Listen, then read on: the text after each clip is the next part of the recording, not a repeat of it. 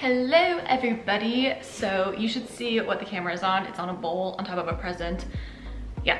So oh my gosh. So Christian and I just bought 23andMe, but I figured I would film this because I'm kind of curious and I love watching these videos and kind of finding out what people are. If you don't know what 23andMe is, you basically spit into a little test tube, you send it out, and then like 2 to 4 weeks later, you get an email and it tells you your ancestry, so what countries you're from, where your ancestors are from. And I have an idea of what I am because my grandma was super into her ancestors and had some genealogies done. But yeah, I figured I would show you this and then I will kind of give my predictions. I kind of know what I am, I just don't know like the percentages, but I figured I would give my predictions and then show you my results. But I'm super excited. Christian and I got the health and ancestry one. Not only does it show you your ancestry, but it also shows it gives you a health report. So it says that it's gonna let you know genetic health risks, your wellness, your carrier status, and some traits. So first you have to register your kit on 23andme.com/start and then write down your 14-digit barcode. So you're just registering your kit before you send it off so they can give you your results. And this is what it looks like inside. So yeah, it just says no food or drink for 30 minutes before you spit to fill the line,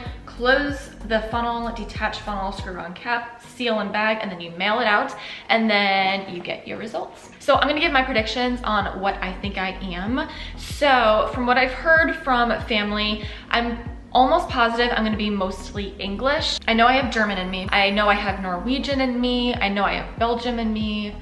Scottish, Irish. I have no idea like how much of each I am, but I'm making a prediction that I'm mostly English. So I will be curious to see what the results are. But yeah, so I got my 23andMe results back. I sent it out December 10th and I ended up, it said I was gonna get it by like December 27th and I actually got it on Christmas Eve, the 24th, so a few days before, but I said it should take like 2 to 4 weeks. I even saw that it could take up to 6 to 8 weeks. So once you register and you send it out, it will give you emails to kind of update you where they are with testing your DNA. All right, so I'm gonna start with the ancestry one. So it's kind of spot on to what I thought it would be. It says I'm 42.9% British and Irish. So it says mostly United Kingdom and Ireland. And so I kind of knew that. I knew I was gonna be mainly English, but it says Irish too, which I knew I had Irish in me, I just didn't realize I had so much. Yeah, so it's saying it can't tell me the exact region, but it says I'm likely a match in the United Kingdom and Ireland. So that's pretty spot on to what I thought. Now going down to French and German, it says I'm German and I'm also from the Netherlands, 21.5%. It says I'm from Germany and the Netherlands, which Germany I definitely knew because my grandpa's grandparents are directly from Germany. So I'm surprised it wasn't more. So then moving down to 9.8%, it says I'm Scandinavian, which is also something I kind of thought I'd have more of because I know my dad has quite a bit of this. But it says Scandinavians represented by the people of Norway, Sweden, Denmark, and Iceland. So it's actually showing 2 parts of Norway that I'm specifically from. So it says Hordaland and, oh my gosh, I'm not gonna pronounce this right, Sogn-og-Fjorden. Yeah, so it says I'm from those 2 regions, which is interesting that it can pinpoint what regions I am from such a smaller percentage. It couldn't show me exactly what regions from like England or Ireland or Germany I was from. So that's interesting. All right, so the next thing, so these are much smaller percentages. So 0.9 Eastern European. Okay, so this is saying when we find enough exact matches between your DNA and reference individuals from a particular region, you'll see a map here detailing where your recent ancestors may have lived. Check this page for updates as our reference data set grows and diversifies.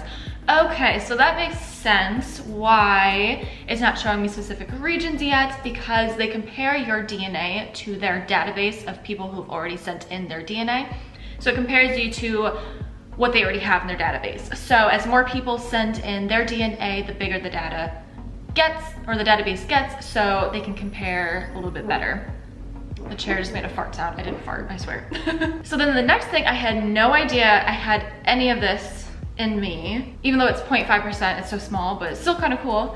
So it says I'm Iberian, which I think pronouncing that right, but it's basically the peninsula of Spain and Portugal. And the last thing, 0.3% Ashkenazi Jew, which I had no idea I had any of that. So this shows that no Austrian, Belgium, French, Luxembourg, Switzerland detected in me, which is very, very interesting because my grandma did a genealogy and it said that we had Belgium and Luxembourg in our family history. So that makes me, it's kind of interesting that it didn't detect any. Maybe it was just so small. Okay, and then this shows the generation. So British and Irish is 1 to 3 generations, French and German 2 to 4, Scandinavian 3 to 5, Eastern European 5 to 8, and Iberian is 5, 8 or more. Also, my parents have not done 23andMe, so I will be interested if they ever do it for me to compare to their DNA. All right, so now moving on to health. The health highlight says,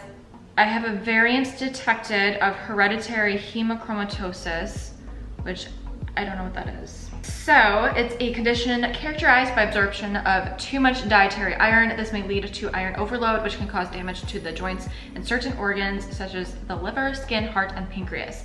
This test includes the 2 most common variants linked to this condition. I have 1 variant detected. All right, so if your partner has a variant linked to hereditary hemochromatosis, your children could inherit a combination of variants that may put them at risk of developing the condition. So I'm not too worried about that. Let's go down to genetic health risk, which it already showed the hereditary hemochromatosis, but it's not showing any variants detected in any other, which Parkinson's, thank God, Alzheimer's, thank goodness. All right, so my wellness, find out how your DNA may affect your body's response to diet, exercise, and sleep. So, alcohol flush reaction, unlikely to flush, so my face is most likely not to turn red, which is very true. Caffeine consumption, I likely consume more. I think I consume about average. I usually drink like a cup a day. Deep sleep, less likely to be a deep sleeper. I don't know. I always thought I don't know. I always thought I was a deep sleeper, but I guess I don't really know. Genetic weight, predisposed to weigh about average. Lactose intolerant, likely tolerant. I am tolerant. Muscle composition, common in elite power athletes. Woo! I do say I tone up pretty easily. I don't know if that's what it means, but if I work out, I usually show some definition pretty quickly, so maybe that's what it means. I don't know. Saturated fat and weight, likely to weigh more on a high saturated fat diet. I didn't know people could weigh less. That's good that I try not to eat that anyways. And then sleep movement, likely average or less movement. I don't think I move a lot in my sleep. One thing I do, fun fact, and it's really creepy and I wish I didn't do it, but I grind my teeth at night and I guess it's super, super loud.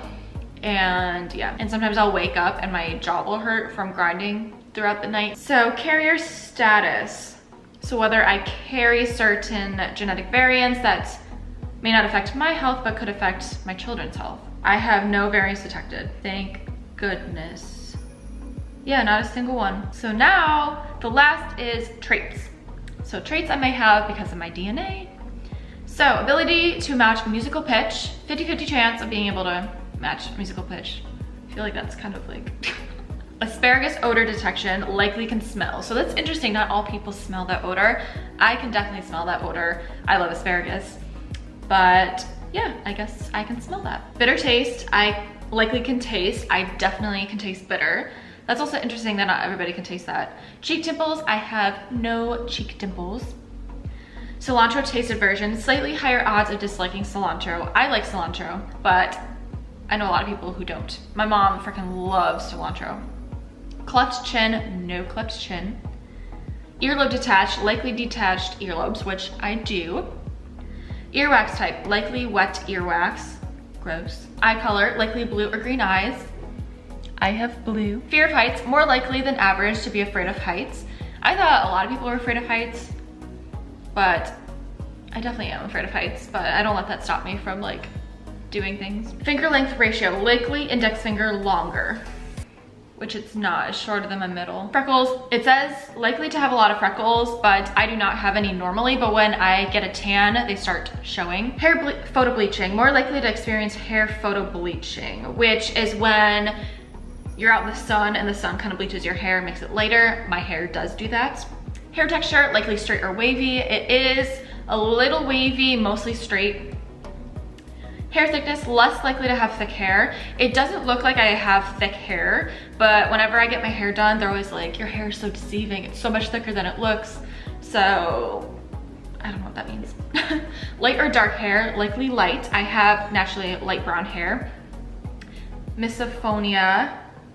Oh, average odds of hating chewing sounds. I hate chewing sounds.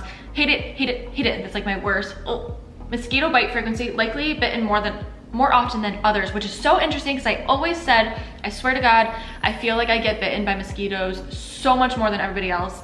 And now it's showing that it's something in my DNA and I'm not crazy. Newborn hair, likely little baby hair, which I did have little baby hair. Photic sneeze reflex, likely no photic sneeze reflex. So let me see what this is again. Oh, for some people, bright sunlight kicks off a round of sneezing. That's so interesting, but it says I do not have it, which I don't. Red hair, likely no red hair. Yeah, I don't think there's anybody in my family that has red hair. Skin pigmentation, likely lighter skin. I am quite pale. Sweet versus salty, likely prefer salty, which I prefer salty so much more than sweet. I rarely ever have cravings for sweets. I'm always wanting salty food. Toe length ratio, likely big toe longer. It is. Unibrow, likely at least a little unibrow. That could be true, but I get my eyebrows done, so I am getting rid of that unibrow. I do not have a unibrow. Wake up time, likely to wake up around 8:32 a.m. That is very specific. My sleep schedule kind of fluctuates all the time depending on my schedule. I say on average, I usually wake up around 8:39. Sometimes earlier, sometimes later. Just depends. Widow's peak, likely no widow's peak, which is where your hairline goes kind of like forward. I do not have that. So those are my results of the 23andMe. A lot of it was kind of spot on. I kind of knew that was coming, but I had some surprises. I'm very happy about the health, how I had no variants detected in diseases for myself or my future children. So that made me very happy. But yeah, I hope you enjoyed this. I love seeing people's results from 23andMe. I think it's so fascinating. I love finding out about DNA and people's heritages. I think it's the coolest thing ever. So yeah, let me know if you've tried 23andMe and if you had surprising results. But thank you so much for watching and I'll see you in my next video.